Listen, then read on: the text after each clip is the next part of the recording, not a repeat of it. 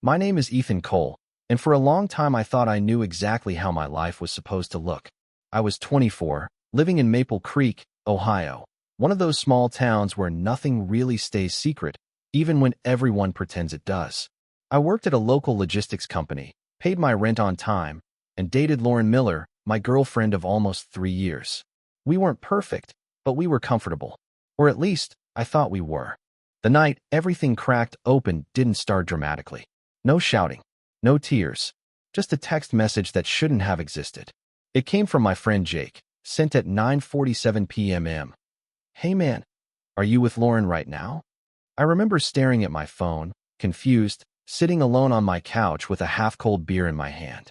Lauren had told me she was out with coworkers from the dental office where she worked. That wasn't unusual. Maple Creek didn't exactly overflow with nightlife, so people made excuses to drive to the next town over. I typed back, "No. Why?" 3 dots appeared, disappeared, appeared again. Never mind. Probably nothing. That should have been the end of it. But something about the pause, the hesitation, got under my skin. I didn't accuse her. I didn't blow up her phone. I told myself I was being paranoid. Still, I opened Instagram without really thinking, thumb moving on autopilot. That's when I saw it. A story, already halfway through its 24-hour lifespan. Dim lighting. A familiar laugh in the background. And for half a second, just long enough that my brain couldn't unsee it, a reflection in a mirror behind the bar. Lauren. She wasn't alone.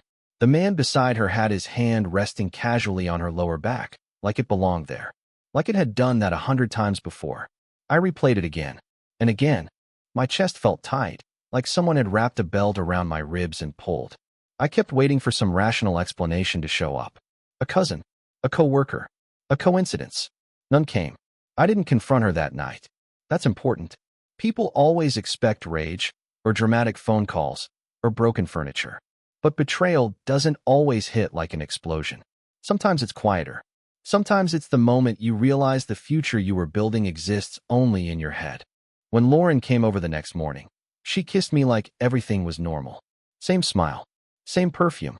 Same hands resting on my shoulders as she asked if I wanted eggs or pancakes. I said eggs. I watched her move around my kitchen, wearing one of my old college hoodies, and wondered how long she'd been lying to me. Weeks? Months?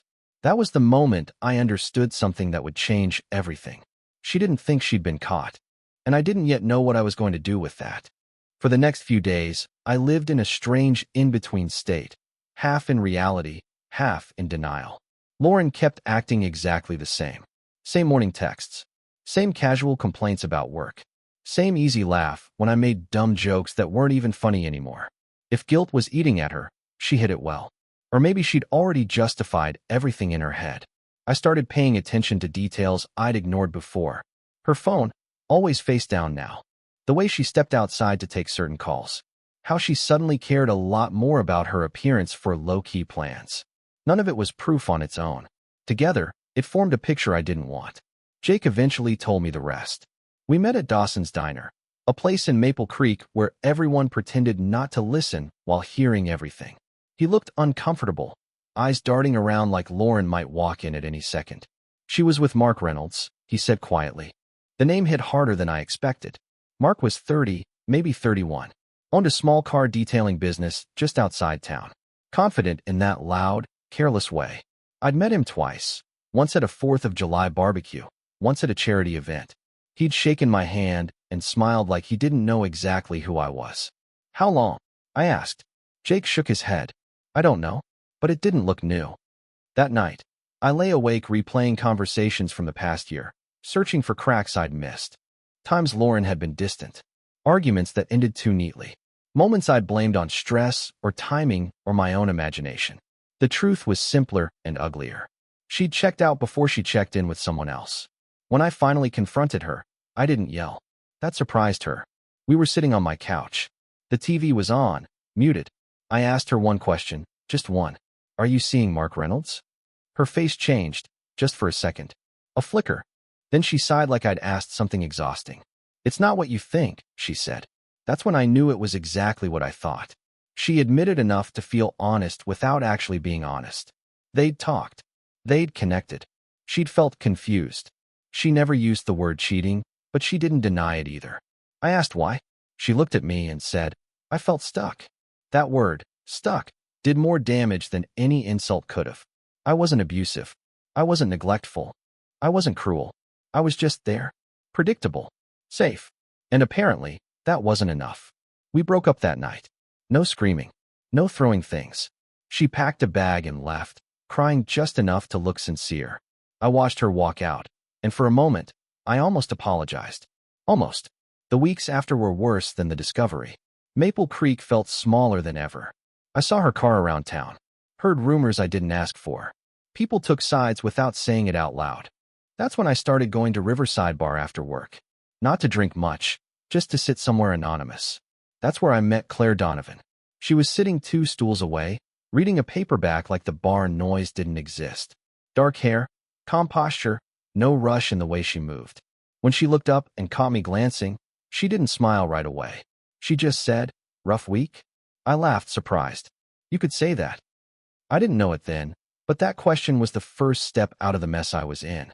Claire Donovan didn't flirt the way I was used to. She didn't lean in too close or laugh too loudly at things that weren't funny. She didn't ask what I did for work like it was a ranking system. She just closed her book, set it on the bar, and looked at me like she had all the time in the world. "Ethan," I said when she asked my name. "Claire," she replied. "I know." I raised an eyebrow. "You psychic?" "No," she said calmly. "You look like an Ethan." That should have been cheesy. Somehow it wasn't. We talked about nothing important at first. Weather. The town. How Riverside Bar smelled like spilled beer and old wood no matter how many times they cleaned it. She told me she'd moved to Maple Creek a little over a year ago. I told her I'd never managed to leave. "How old are you?" she asked, blunt but not rude. 24. She nodded. No judgment. "I'm 34. I waited for the punchline that never came. That was the first thing that felt different. Claire didn't explain herself. She didn't apologize for existing a decade ahead of me. She just was. We didn't exchange numbers that night. She finished her drink, picked up her book, and said, "You'll feel better eventually. Or at least different." Then she left. I thought about her more than I expected to over the next few days. Not in a romantic way, at least not at first. It was the steadiness. The way she hadn't tried to fix me or flirt with my pain. When I saw her again the following week, it felt oddly familiar. Same bar. Same stool. Different book. "Rough week?" I asked this time. She smiled. "They're all rough in their own way." We started talking regularly after that. Not every day. No pressure. Just conversations that picked up where they left off. She worked as a family law paralegal in the neighboring city and commuted in. Divorced. No kids. No bitterness when she mentioned either. One night, without warning, she asked, "Do you still love her?" I didn't dodge it. "I don't know. I think I miss who I thought she was." Claire nodded like that answer made perfect sense. "Missing an idea is harder than missing a person," she said. That line stuck with me. It wasn't until our 4th or 5th conversation that she admitted she'd noticed Lauren around town. Maple Creek wasn't subtle. "She looks like someone who doesn't like consequences," Claire said neutrally. I laughed despite myself. The shift between us happened slowly. A hand on my arm when she laughed. Sitting closer without acknowledging it. A quiet understanding that this wasn't a rebound situation, at least not in the reckless sense. The first time we kissed, it wasn't in the bar. It was outside, under the dim yellow light of the parking lot, after one of those conversations that ran too long. She didn't rush me. She didn't take control. She just waited until I was ready. And when it happened, it felt less like falling and more like standing still after a long time of bracing for impact. I told myself it was just comfort. Temporary. Safe. I didn't yet see how closely Claire had been paying attention to my story, or how sharp her sense of timing really was. Being with Claire didn't feel like starting over.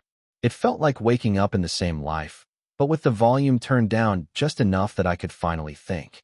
We didn't label anything at first. No dramatic talks about where this is going. We met for drinks, sometimes dinner.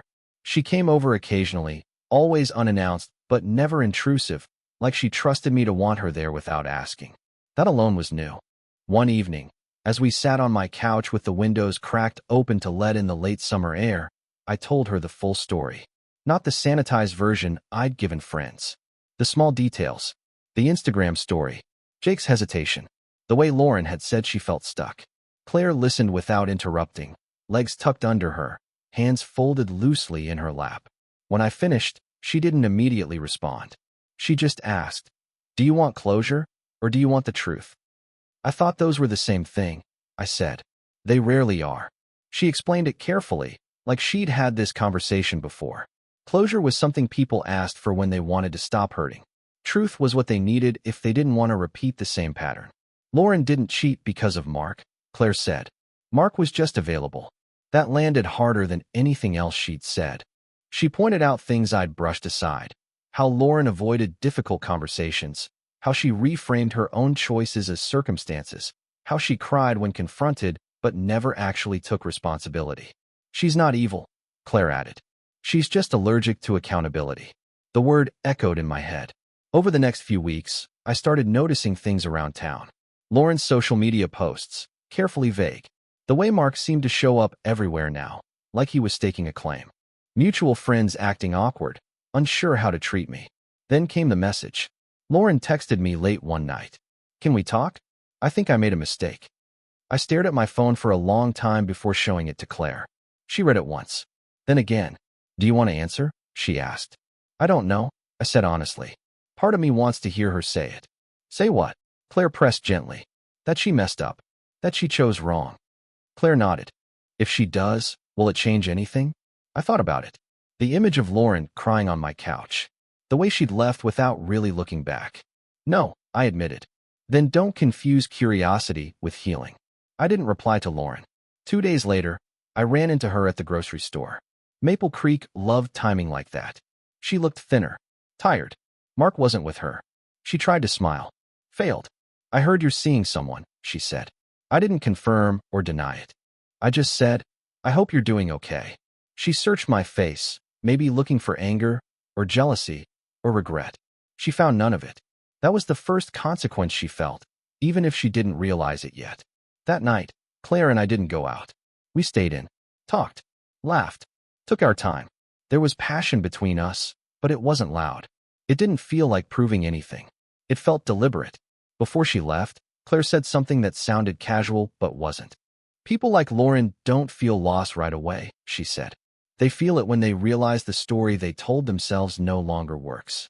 I didn't ask what she meant. Not yet. If revenge had crossed my mind at all, it didn't look like anything from the movies. There were no fantasies about confrontations or public humiliation. Mostly, there was just the quiet satisfaction of not reaching out, of not reacting, of letting the space between Lauren and me stay empty. Claire noticed the shift before I did. "You're not angry anymore," she said one night as we walked along the river path near downtown. The water moved slowly, reflecting the streetlights like broken lines. "I think I'm tired of being," I replied. "That's usually when people get dangerous," she said, half smiling. "To themselves or to others." I laughed, but she wasn't joking. Around that time, things started unraveling for Lauren on their own. Not in a dramatic way, just enough that the illusion cracked. Mark's business had been struggling. He started showing up at her place unannounced. Mutual friends stopped inviting them both to the same events. I didn't know most of this directly. Maple Creek had a way of delivering information without asking. What I did know was that Lauren began reaching out again. Small messages. Memories disguised as concern. "I found your old hoodie. Do you still go to Riverside on Thursdays? I hope you're happy." I didn't respond to any of it. Claire never told me what to do. She just asked questions that forced me to hear my own answers. One evening, over takeout Thai food, she said, "What do you think Lauren wants right now?" "Relief," I said without hesitation. "She wants me to tell her she's not a bad person." "And would that be true?" Claire asked. I thought about it carefully. It would be convenient. Claire smiled. Exactly. The real turning point came when Lauren showed up at Riverside Bar. She chose the wrong night. Claire and I were already there, sitting close, talking quietly. Lauren froze when she saw us. I watched the realization spread across her face. Not just that I'd moved on, but that I'd done it without collapsing. She approached us anyway. "Hi," she said, voice tight. "Can I talk to you?" Claire looked at me, giving me the choice without saying a word. I stood. "Sure." We stepped a few feet away. The bar noise filled the silence between us. "I didn't know you were here," Lauren said, gesturing vaguely. "I come here," I replied. She swallowed. "I didn't mean to hurt you." That was the first time she'd said it like that. Direct. Simple.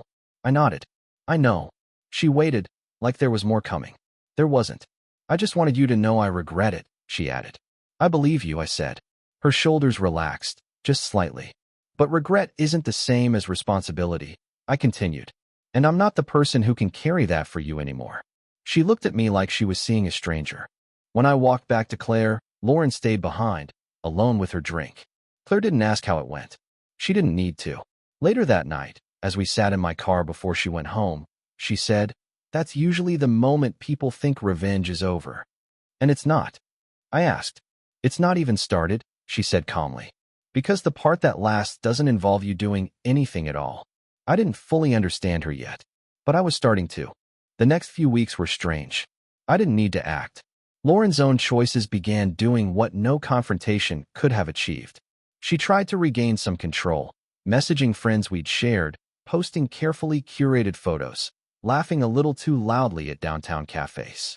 But every attempt felt forced, transparent, like a poorly written scene in a show no one wanted to watch. Maple Creek, small as it was, noticed. People whispered. Mutual friends avoided picking sides.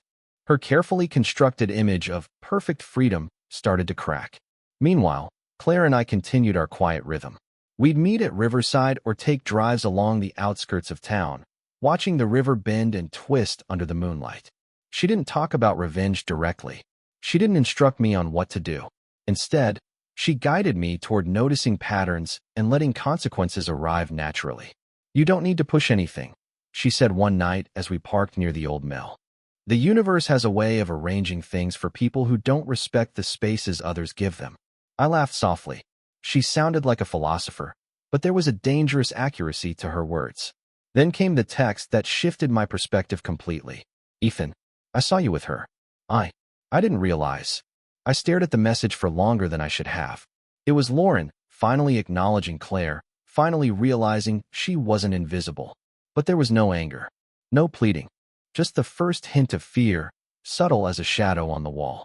Claire noticed my hesitation. "You're going to respond, aren't you?" she asked. "I don't think I need to," I said. She nodded. "Exactly. That's the point." I started to see it clearly then. Revenge wasn't about making her suffer in real time. It wasn't about shouting or humiliation. It was about standing still, living, and letting her encounter the reality of what she'd lost without any manipulation. The quiet satisfaction of moving forward was more powerful than any confrontation could ever be. Maple Creek had a rhythm, and suddenly, I was in sync with it in a way I hadn't been before. Every glance from Lauren, every whispered comment from friends, every slight hesitation in her voice. It was proof that the consequences were arriving naturally, and I didn't need to orchestrate a single thing. The difference between Claire and Lauren was obvious to me now. Lauren thrived on attention and validation. Claire thrived on presence and quiet understanding. One faded into anxiety and reaction. The other became a steady anchor in my life. One evening, we sat on a hill overlooking the town, wind brushing against our faces. Claire reached for my hand without a word. I didn't think about Lauren or the past. I thought about the present, and for the first time in months, it felt unshakable. "People like her," Claire said softly. "They only feel it when they realize the story they wrote for themselves no longer fits reality." I let that sink in. It wasn't about cruelty or games. It was about truth, patience, and the power of living fully despite betrayal. That night, I realized, the best revenge doesn't scream. It whispers. And it's built in moments, in quiet choices, in moving forward while others remain frozen in their own mistakes. Maple Creek in the early fall had a way of making everything feel smaller, tighter, more intimate. The leaves were starting to turn, crisping along the edges, and there was a scent of wood smoke in the air, drifting from chimneys as dusk fell. Claire and I often walked along the main street, past the familiar shops and diners, passing people who had known us, or at least known of us, for years. And yet, we felt almost invisible, together. It was during one of these walks that I realized how much the town had changed in perception since Lauren's betrayal. People looked at me differently, not with pity, not with gossip-laden eyes, but with a quiet acknowledgement that I'd survived something messy and come out the other side intact. The shift wasn't immediate. It was subtle, cumulative, the kind of thing that hits you when you least expect it. Claire noticed too. "Look at you," she said one evening as we sat on a bench outside Harrison's Deli. "There's a difference. You don't carry it like a wound anymore. You carry it like experience." I smiled, trying to mask the pride swelling in me. Experience felt heavy, but not suffocating. It was the weight of lessons learned the hard way. Then, of course, Lauren appeared again. She had a tendency to show up when she wasn't expected. I saw her outside the hardware store, fumbling with her purse, pretending not to notice me. I pretended not to notice her. Maple Creek didn't need drama. It thrived on observation. Claire, walking beside me, whispered, "Notice how she hesitates? That pause, that's the moment consequences land." I had to admit she was right. Lauren's gait faltered when she spotted me. She adjusted her hair, checked her phone, glanced back toward the street. The small town made every gesture exaggerated, and every gesture revealed her uncertainty. We continued walking, slow and deliberate, almost as if she didn't exist, and I felt the strange, quiet satisfaction of watching someone confront their own mistakes without my interference. There was no triumph in cruelty, just a recognition that truth and time had their own rhythm, and Lauren had begun to realize that her story didn't include me anymore. Later that evening, we sat on the porch at my apartment, sharing a bottle of wine and talking about everything except the past. I told Claire about a memory I'd buried. A lazy Sunday morning with Lauren, the smell of pancakes and coffee, the warmth of a hand I thought I'd always trust. "I don't miss her," I admitted quietly. "I miss what I thought she was." Claire nodded, swirling her wine. "That's different. There's a freedom in understanding that the version of someone you loved never truly existed. And when you finally accept that, you stop letting their presence control your day." I realized she was teaching me more than patience. She was teaching me perspective. That revenge, real, meaningful revenge, wasn't about exposing her faults or humiliating her. It was about living fully, authentically, and letting the universe, with all its small-town quirks and coincidences, deliver the reckoning naturally. The next week, I started noticing subtle shifts everywhere. Mutual friends whispering, Lauren's glances avoiding mine, Mark looking uncomfortable when I passed him on the street. And for the first time in months, I didn't feel anger. Not at Lauren, not at Mark, not at the past. Only clarity. Claire reached for my hand again, squeezing gently. "This is the part most people don't expect," she said. "The calm before they finally see it." I smiled, understanding her perfectly. The story wasn't over, not by a long shot, but for the first time, I felt like I was finally in control of my own narrative. By late October, Maple Creek had fully shifted into its autumn rhythm. The streets were lined with golden and crimson leaves, swirling in the wind like the remnants of old memories. Claire and I had settled into a comfortable pattern: walks, quiet dinners, and long conversations that seemed to last until the streetlights flickered on. Life was steady, grounding, and for the first time in months, I felt a kind of normalcy I hadn't known I could reclaim. But as Claire had warned me, the subtle consequences of Lauren's choices were just beginning to take shape. It started with small things. Lauren's social media posts, once carefully curated, started to lose their polish. She would post photos with Mark, but the smiles felt forced, the angles unnatural. Mutual friends noticed, whispering in cafes and grocery stores, sharing what they thought I hadn't seen. Maple Creek's quiet scrutiny worked quietly but effectively. Then there was the awkward encounter at Maple Creek Coffee. I was sitting with Claire, drinking black coffee and enjoying the crisp air streaming in through the open windows. Lauren came in, scanning the room. She spotted me immediately, but instead of approaching, she paused near the door, fingers tightening around her bag strap. Mark trailed behind her, laughing at something she said, oblivious to the tension. I didn't move. Claire didn't move. We sat, sipping coffee, exchanging no words. And yet, the entire dynamic in the room shifted. People noticed. Friends glanced over, registering the tension, sensing the imbalance. Lauren's confident facade faltered. The realization hit her. Her choices were leaving visible traces, and the consequences weren't abstract. They were happening in real life, in front of her. After they left, Claire leaned closer. "Do you see it?" she whispered. I nodded. "Yeah. She's realizing the story she told herself doesn't work anymore." Claire smiled, a subtle, knowing expression. "Exactly. That's the moment most people don't anticipate. The moment they realize their narrative is broken. From that point on, the rhythm of our lives didn't change, but the tension in Maple Creek did. Lauren became quieter in public, more careful with her words. Mark started to show cracks of insecurity. Mutual friends, once neutral, began to notice the shift. And through it all, Claire and I continued our quiet, deliberate lives. It was in one of these quiet evenings, walking along the riverbank under a sky painted in twilight hues, that Claire spoke again.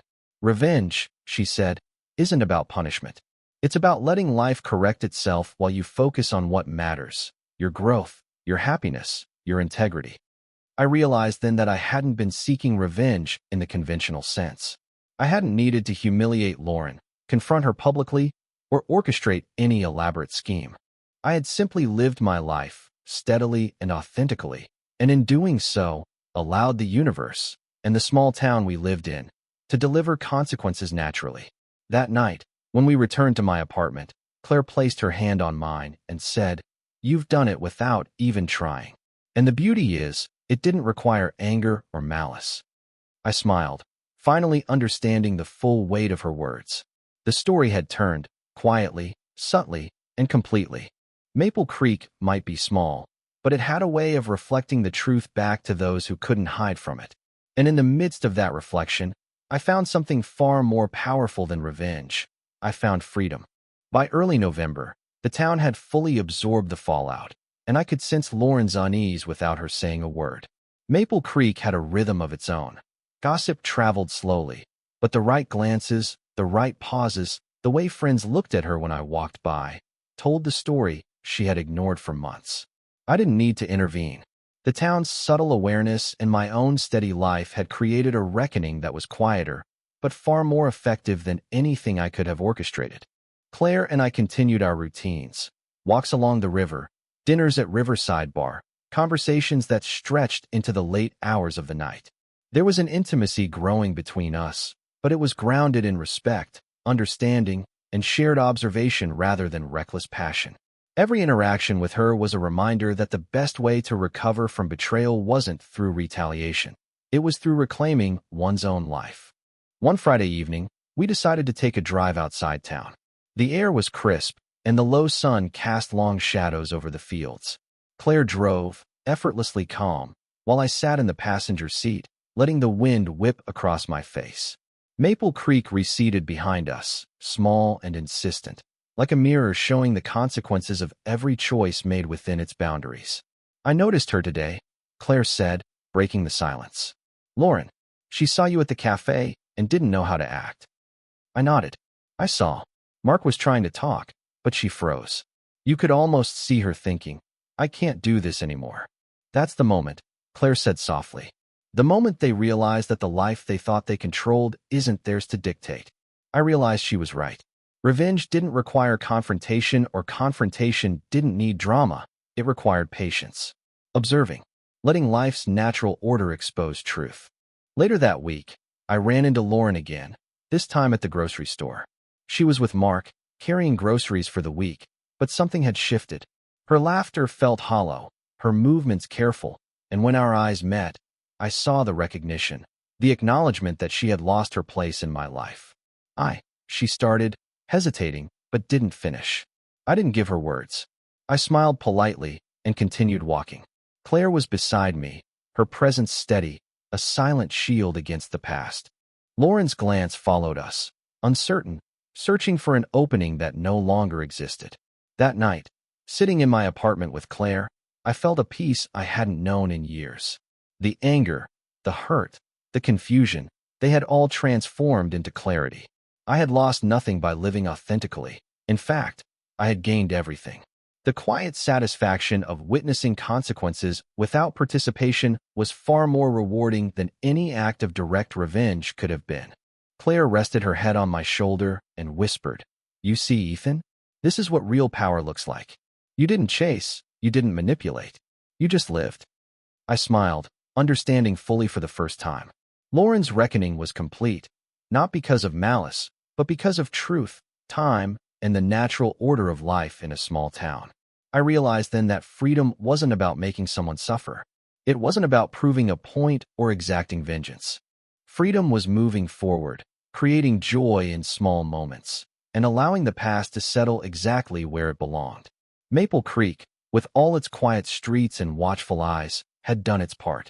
Claire and I, together, were finally free from the weight of betrayal.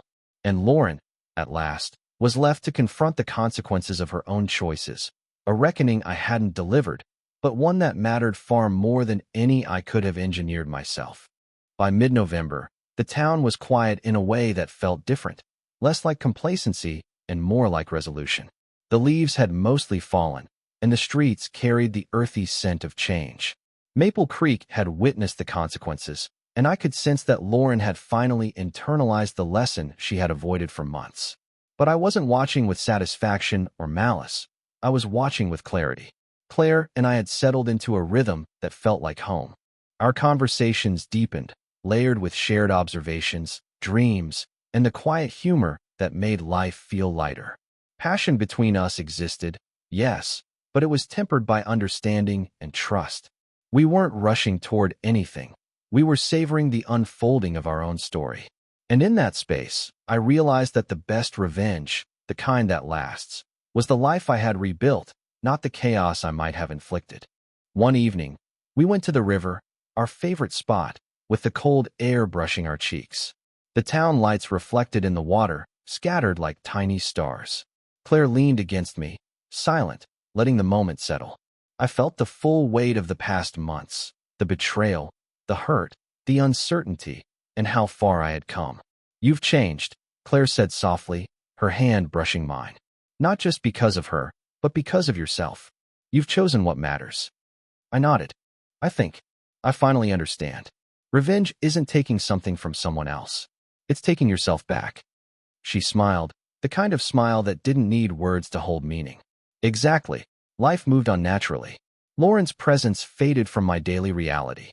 I still noticed her occasionally, usually in passing, often accompanied by Mark, often with the tension of her own choices etched into her posture. But it no longer mattered.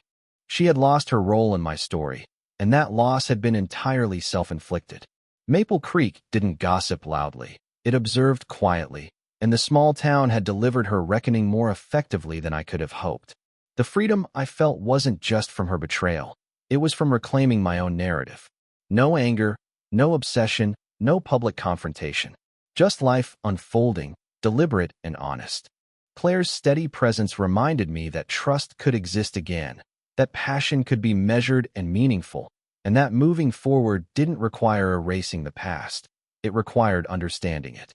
One night, as snow began dusting the streets, Claire and I walked past Riverside Bar.